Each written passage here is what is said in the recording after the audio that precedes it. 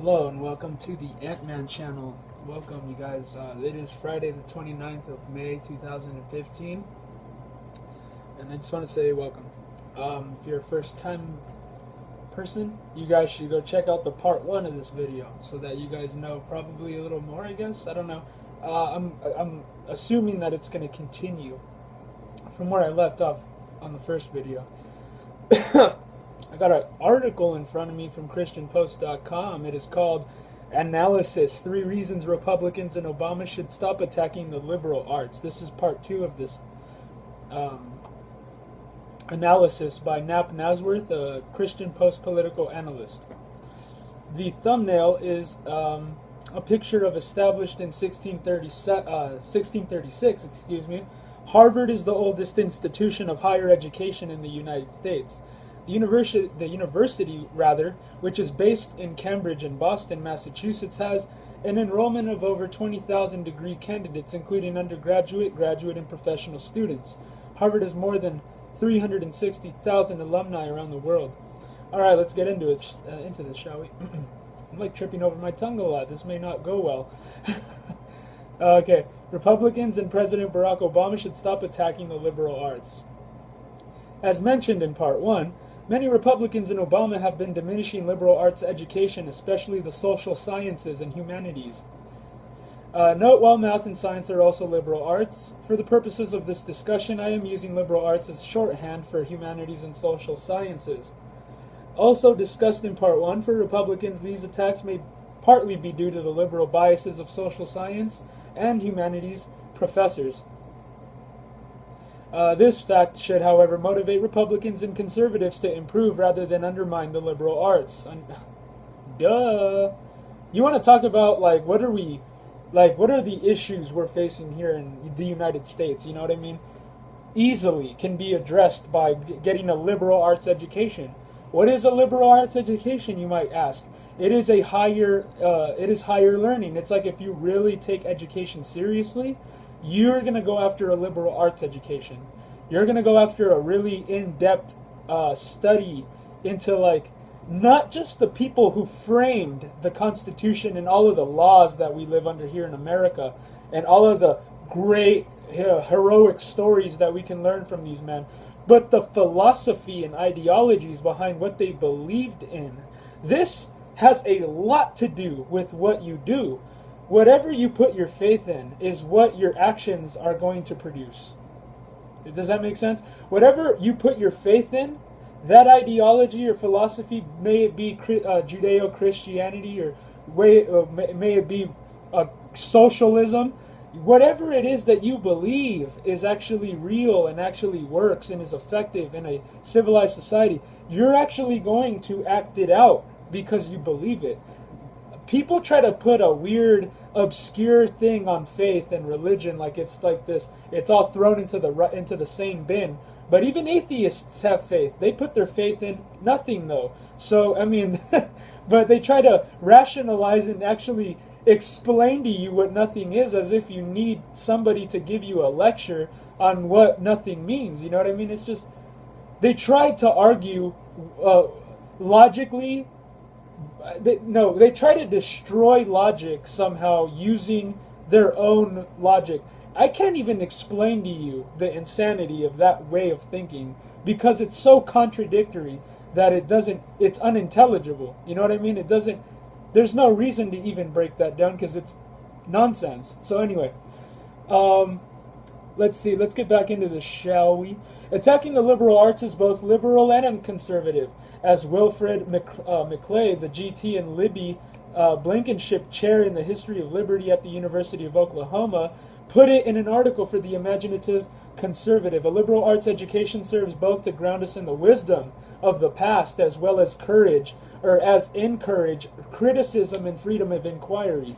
Such the task of a liberal education, rightly understood, as a liberating exploration that results not in our being made permanently uprooted and alienated, but in our being more fully at home in the world that we already inhabit, and more fully able to enhance it, beautify it, and ennoble it, and sustain it, an inquiry that draws upon challenges but ultimately affirms and strengthens our sense of membership in that world.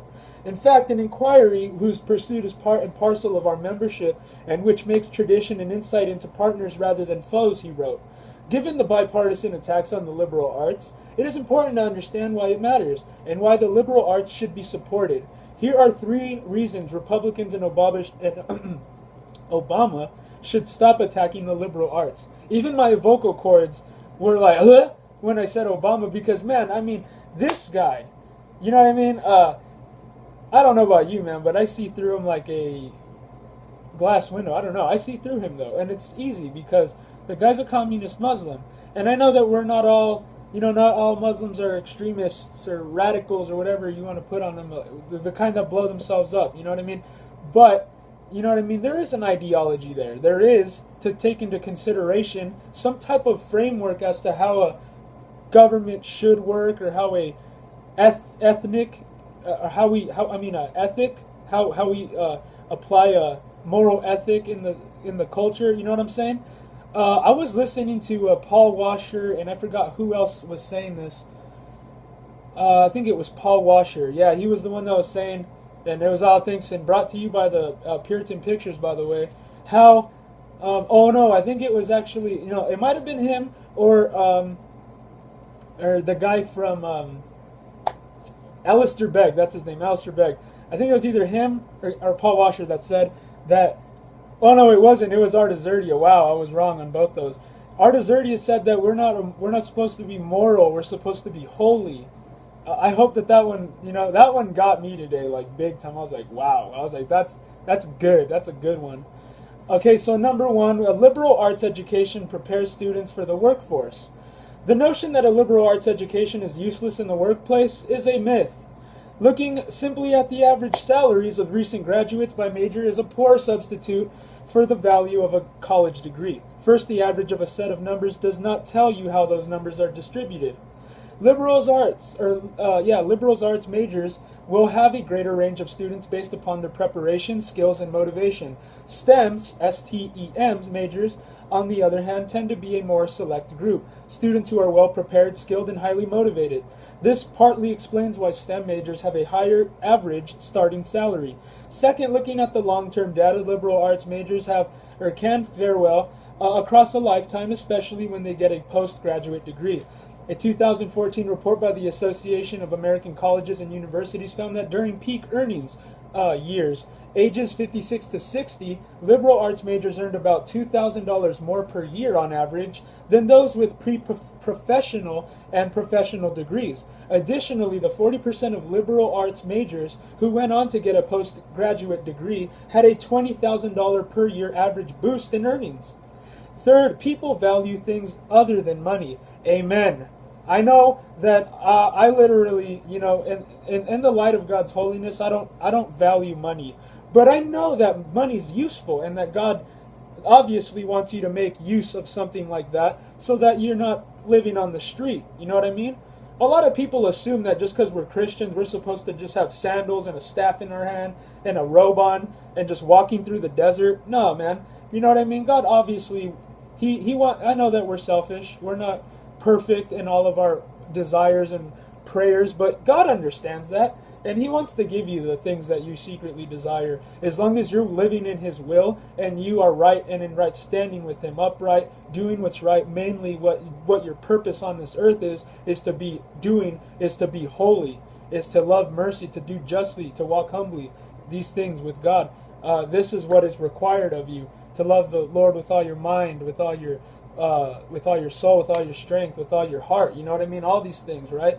To, love your neighbor as yourself. So, some liberal arts majors are looking for more from their career than a paycheck. According to the AACU report, liberal arts majors are overrepresented in social service professions.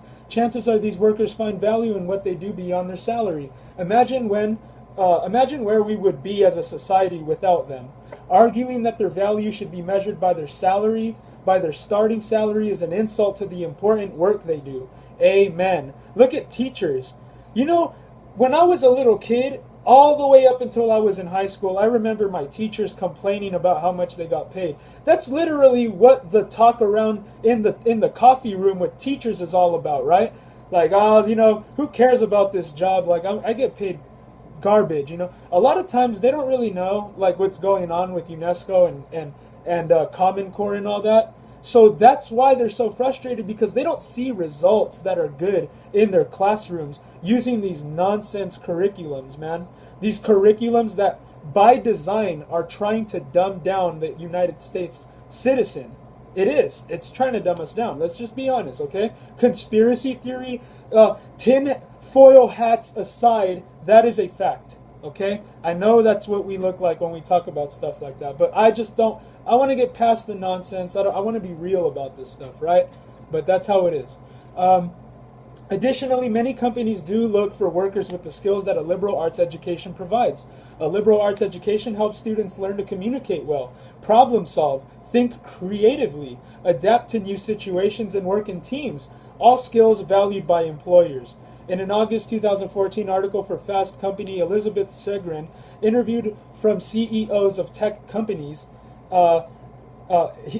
interviewed for CEOs of tech companies. They all argued that their companies benefit from employees with a liberal arts education. All four of them also had a liberal arts education themselves. That's not surprising. She also quoted the late Steve Jobs, former CEO of Apple, who said, "Technology alone is not enough. Listen up, people. It's technology married with liberal arts, married with the humanities, that yields the results that make our hearts sing." I think I'm with everyone here when I say that Steve Jobs is an awesome person to look up to. That's a real entrepreneur. That's a real inventor. That's who you should look up to. That's a guy who became crazy rich because of these values, because of what the free market economy is all about, capitalism. That's a beautiful thing. 2, the liberal arts is a public good. The liberal arts, though, does not just make good workers, it makes good citizens. Rather than measuring the benefits of liberal arts education in terms of how much money it helps people make, it should think of it in terms of the benefits we all receive from a public well-educated in the liberal arts. Democracies need the liberal arts. A free society depends upon a well-educated public. But Adolf Hitler and Barack Obama would not like you to know that. That was my little narrative right there. Alternatively, a less educated public is more susceptible to various forms of authoritarianism. Aha! A public with the broad education provided by the liberal arts is better equipped to hold their political leaders accountable and to manage the diverse interests of democratic societies. This is why a liberal arts education is important for everyone. Not just liberal arts majors. Non-liberal arts majors should also have a solid liberal arts foundation. And those who do not attend college should receive a heavy dose of the liberal arts in their K-12 education. And I think I'm with everyone when I say that, isn't it true that everyone you work for is a jerk and that they think that they can talk to you however they want? Why do you think that is? Because they don't have an education in the humanities. They don't know that honesty is the best policy. They don't know how a free market economy works. So that alone can point to a whole nother video I can do. 3, the liberal arts is a good in itself. The liberal arts should not only be viewed as a means to an end, but end in itself.